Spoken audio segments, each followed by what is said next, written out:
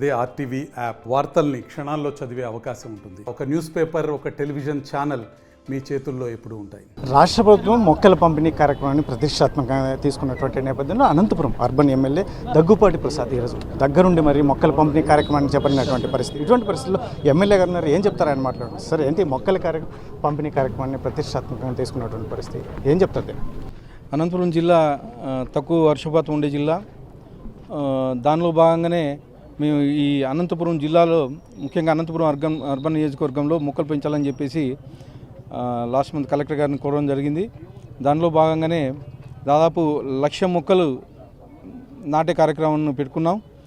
ముఖ్యంగా అనిల్ లాంటి వారు, గ్రీన్ ఆర్మీ లాంటి వారు ఈ కార్యక్రమానికి బయటకు వచ్చి మేము ఉన్నామని చెప్పేసి చేదులుగా ఉన్నందుకు ప్రత్యేకంగా అనిల్ గారికి ధన్యవాదాలు తెలుపుకుంటున్నాను.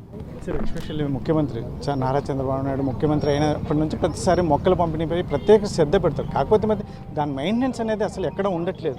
దీని మీద ఏమైనా ప్రత్యేక శ్రద్ధ పెట్టే అవకాశం ఉంది? ఈసారి దానిలో భాగంగానే మొక్క ఇచ్చిన తర్వాత ఎవరైతే మొక్కలు తీసుకున్నారో వాళ్ళ ఫోన్ నెంబర్ తీసుకొని దాన్ని పర్యవేక్షిస్తున్నాం. అలాగే దాన్ని పెంచిన తర్వాత ఒక 3 years తర్వాత వాళ్ళకు ప్రత్యేకమైన అభినందన పత్రం కానీ గవర్నమెంట్ నుంచి ఇప్పించడం జరుగుతుందని చెప్పేసి తెలియజేస్తాను.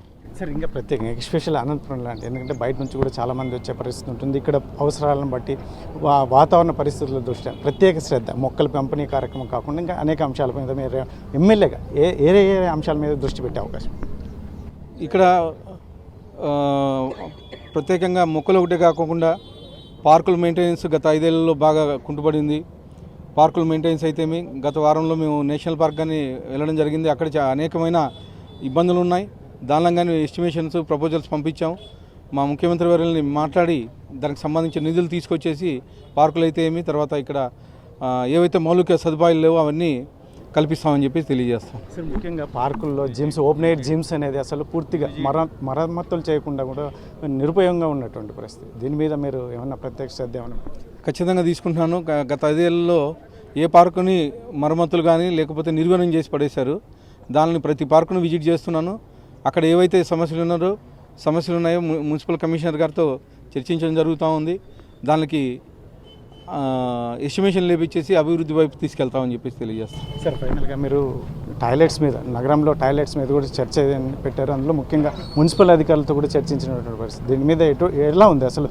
ముందడుగు వేస్తారా ఖచ్చితంగా? ఎందుకంటే కొత్తగా ఏర్పాటు చేసే అంశం టౌన్లో, ఎందుకంటే బయట నుంచి చాలామంది వచ్చే అవకాశం ఉంటుంది. ముసలి వాళ్ళు ఉంటారు, షుగర్ పేషెంట్స్ ఉన్నారు. వీళ్ళని ప్రత్యేకంగా దృష్టిలో ఉంచుకొని టాయిలెట్స్ మీద మీ ప్లాన్ ఏంటి?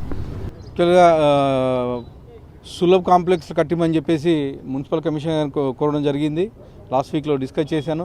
అలాగే సులభ్ కాంప్లెక్స్ కాకుండా ఎక్కడైతే బయో టాయిలెట్స్ ఉన్నాయో అవి కానీ అక్కడక్కడ అనంతపూర్ అర్బన్లో పెట్టడం జరుగుతూ ఉంది.